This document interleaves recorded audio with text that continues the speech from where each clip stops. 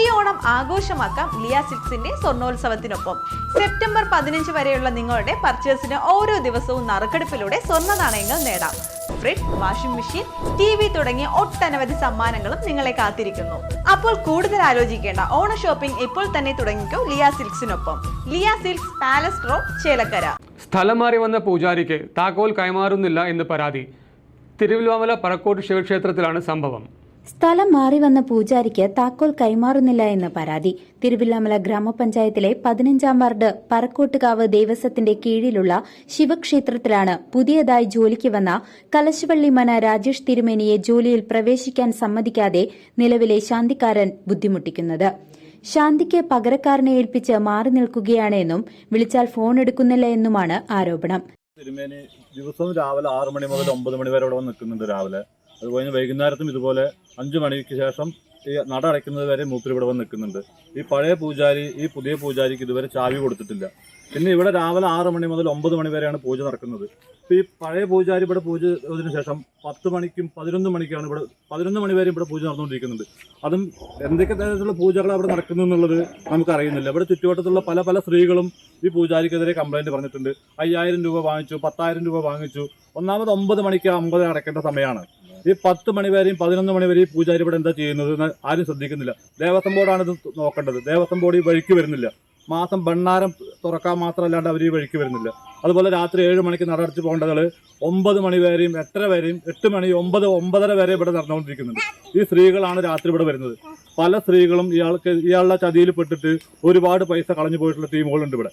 പിന്നെ ഇപ്പോഴുള്ള പൂജാരി 2-3 ഓപ്പറേഷൻ കഴിഞ്ഞിട്ട് മൂപ്പർക്ക് ഇത്രയും ദൂരം യാത്ര ചെയ്ത് പോകാൻ പൂജ ചെയ്യാൻ പറ്റാത്തത് കൊണ്ടാണ് ഈ അടുത്തുള്ള അമ്പലത്തിലേക്ക് മൂപ്പര് അപേക്ഷ കൊടുത്തിട്ടും ഈ അപേക്ഷ സാങ്ഷനായിട്ട് വന്നിട്ട് മൂപ്പര് ഇവിടെ പൂജയ്ക്ക് വരുന്നത്. ഇതിപ്പോൾ 3 ദിവസമായിട്ട് മൂപ്പര് രാവിലെയും വന്ന് നിൽക്കുക, വൈകുന്നേരത്തും വന്ന് നിൽക്കുകയാണ്. ഈ പഴയ പൂജാരി ചാവി കൊടുക്കേണ്ട മടിക്ക് പകരം വേറൊരു ശാന്തിക്കാരനെ വെച്ചിട്ട് മൂപ്പര് ഇവിടുന്ന് മുങ്ങിയിരിക്കുകയാണ്.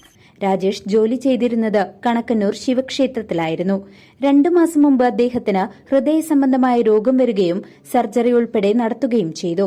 അതുകൊണ്ട് അദ്ദേഹത്തിന്റെ ആരോഗ്യ പ്രശ്നം കണക്കിലെടുത്ത് ദേവസ്വം പൂതനക്കര ക്ഷേത്രത്തിലേക്ക് മാറ്റം നൽകുകയായിരുന്നു. എന്നാൽ നിലവിലെ പൂജാരിയായ സന്തോഷ് ക്ഷേത്രത്തിൽ വരാതെ ചാർജ് കൈമാറാതെ രാജേഷിനെ ബുദ്ധിമുട്ടിച്ചുകൊണ്ടിരിക്കുകയാണ്.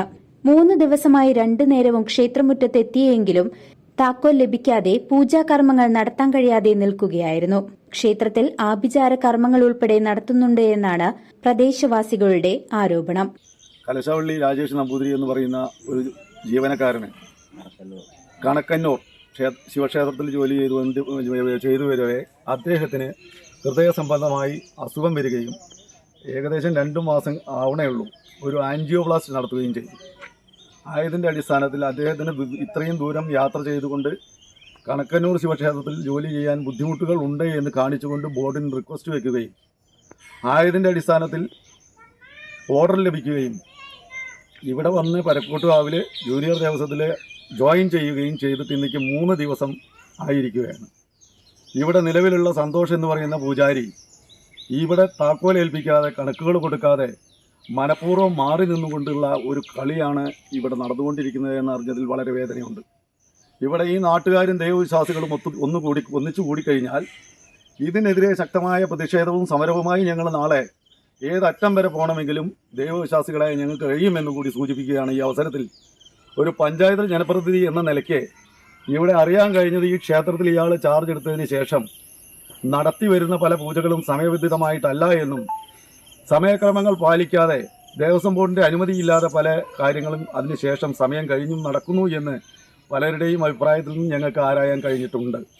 അപ്പോൾ അത്തരത്തിലുള്ള ഒരു വേണ്ടാത്ത നിലപാടുമായി കൊച്ചിൻ ദേവസ്വം ബോർഡിലെ ഉന്നതരായ ബോർഡായാലും അതുപോലെ തന്നെ മറ്റ് ജീവനക്കാരായാലും വേണ്ട നിർദ്ദേശങ്ങൾ കൊടുത്തുകൊണ്ട് ഇതിനൊരു ഒരു പരിഹാരം ഉടനടി ഉണ്ടായിട്ടില്ലെങ്കിൽ ശക്തമായ നിയമ നടപടികളുമായി ഞങ്ങൾ മുമ്പാക്കാൻ പോകുമെന്നുമാണ് ഒരു ദൈവവിശ്വാസി എന്ന നിലയ്ക്ക് എനിക്കിവിടെ ജനപ്രതിനിധി എന്ന നിലയ്ക്കും അറിയിപ്പിക്കുവാനുള്ളത്. CCV news, Thiruvallamala.